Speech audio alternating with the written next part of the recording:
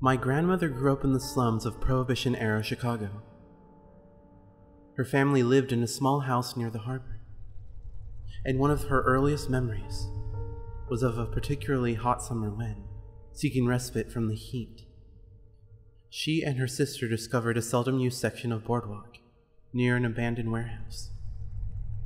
Every night for several weeks, the two girls would make their way down to the docks and sit together on the edge of the pier as the sun went down.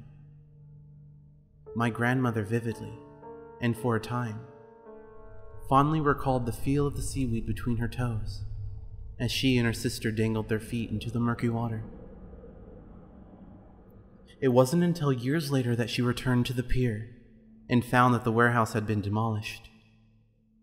Curious, she made an inquiry with the Department of Planning and Development.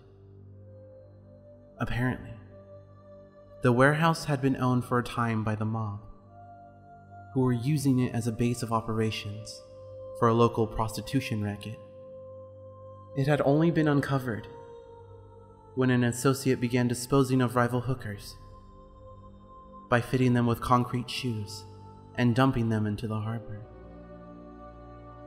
Investigating officers had recovered nearly 24 bodies from the waters of the secluded pier nearby. How were the bodies discovered? A passing fisherman spotted some of the victims' hair floating near the surface of the water.